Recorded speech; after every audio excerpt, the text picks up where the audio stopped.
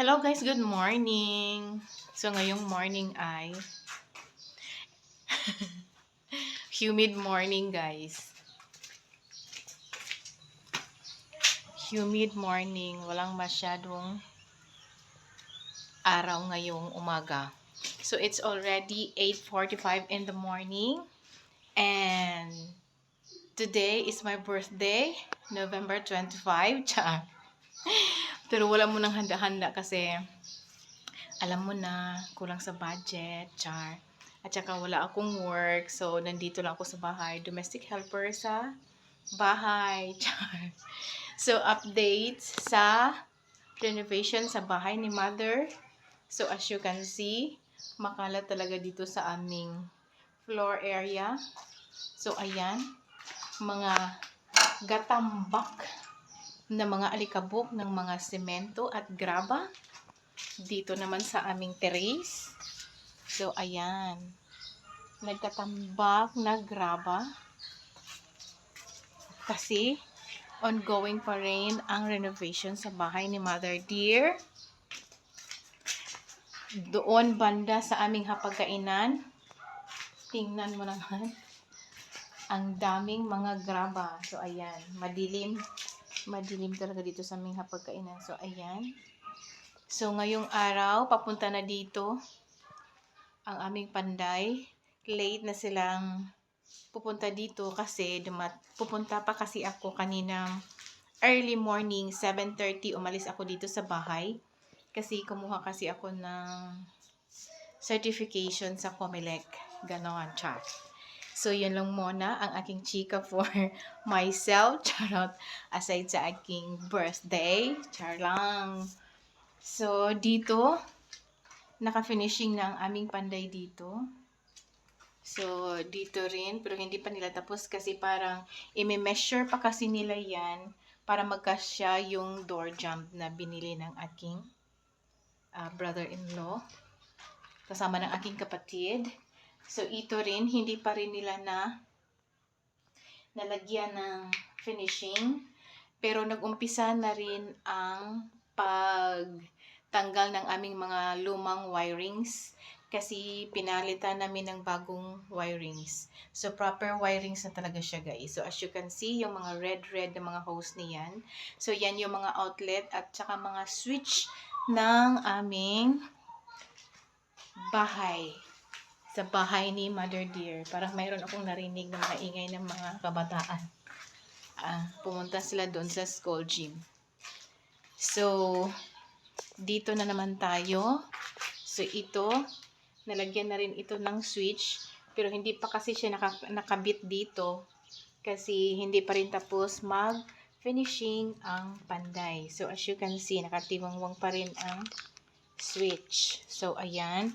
Meron din dito, outlet. So, ito natapos na itong na-finishingan. Then, yan yung outlet. So, nakasaksak yung extension namin papunta doon sa aming second floor. So, ganun. So, dito, nilagay na nila ang aming, anong tawag dito? Ito yung luma namin na plangka. At saka ito yung bago namin na plangka. Pero hindi pa yan nalagyan ng natakpan ng finishing. Pero hindi pa rin siya tapos. Pero at least meron ng mga wirings dito na gumagana na siya. Nagamit na namin siya. So gaya nito. Ayan. At saka ito rin dito sa aming hapagkainan. Okay, connected na yan sa aming bagong plangka. Or breaker ba tawag doon? Basta ganon. Tapos dito, nalagyan na rin ng hose. Kasi lalagyan pa namin yan ng switch at saka outlet. Dito rin sa aming CR. So, ayan. Ito yung switch para doon sa ilaw ng aming CR. At saka dito rin, meron ding switch. O, gumagana na siya. Dito sa aming hagdanan. So, ayan. Para dito sa baba. Ayan. Pero hindi pa namin nalagyan ng isa pang ilaw dyan papunta doon sa aming second floor at saka doon din sa itaas. Sa second floor namin, hindi pa rin nila nalagyan ng mga wirings. So, ayan. So, i-off natin. Nilagyan ko siya ng cellophane kasi hindi pa kasi yan na lagyan ng finishing sa aming panday. So, ayan. Ayan. Para at least makita nila na bawal talagang maglagay ng mga namasahan na mga semento doon sa aming mga outlet. So, ayan. So, madilim. So, dito na naman tayo sa aming kusina. Sa aming kusina, nalagyan na rin nila ng hose papunta dito sa aming pagsaksakan ng refrigerator. Pero, lalagyan pa rin nila ito ulit dito. Yan. Ay! Oh! Dumating ang aking sister-in-law sa kabalik na kasi. Ay, oh! Kadali lang ha! Kung saan akong plancha. Kaya kani magod si Ate Piang, giingnan ako siya kagani ha. Nga Ate Piang iuli ng plancha before siya mo ato sa school. Hay, wala gid niya na uli. Kaya kani lagi among plancha nga manunog man og mga sanina. So ito na yung plancha guys. See, ito yung palapag namin. So, dito, temporary muna na ilaw. So, yan. Bababa na ako kasi isauli ko pa ang plancha.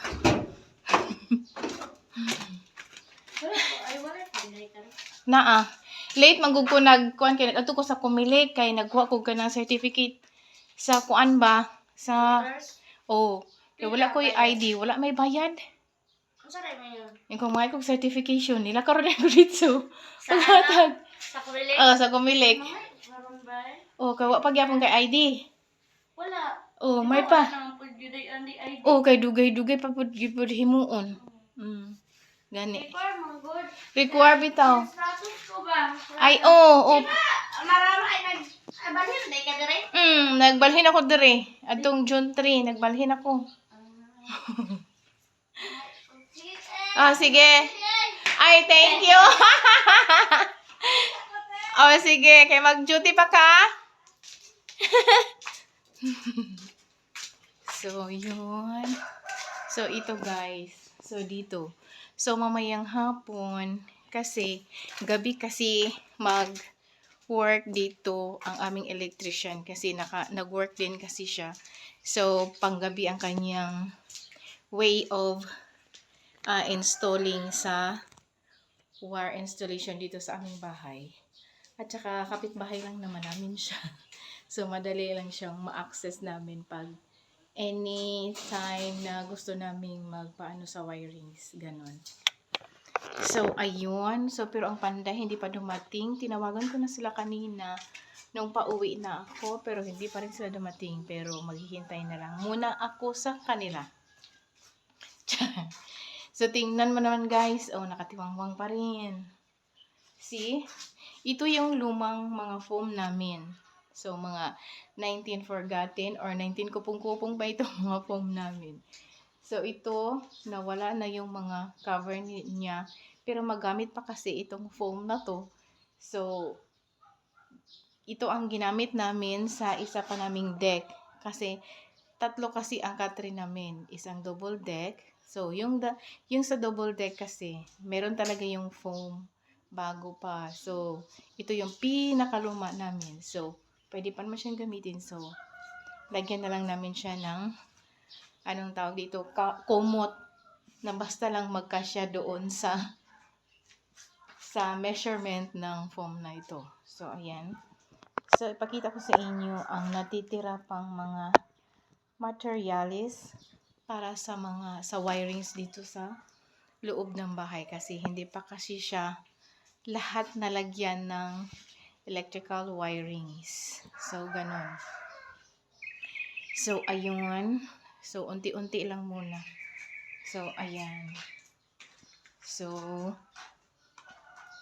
yun muna ang update dito sa bahay ni Mother Dear renovation. At saka paglagay ng mga electrical wiring sa loob ng bahay. So, ipakita ko muna dito sa aming kwarto, guys. Oh. So, yan. Hindi ko pa yan siya mailipat-lipat doon sa aking kwarto. Kasi, wala pa kasi ako paglalagyan ng mga damit. Kasi, pinapriority ko kasi ang mga damit ng aking mga anak. So, sila ang gumamit ng aming mga lumang cabinet. So, para at least mahapsay na ang kanilang paglalagyan ng mga damit doon sa kanilang mga kwarto. So, dalawa lang naman ang aking anak, charot.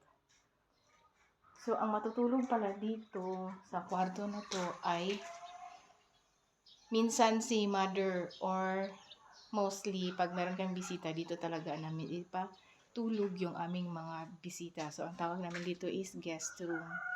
So, si mother, dalawa ang kanyang option.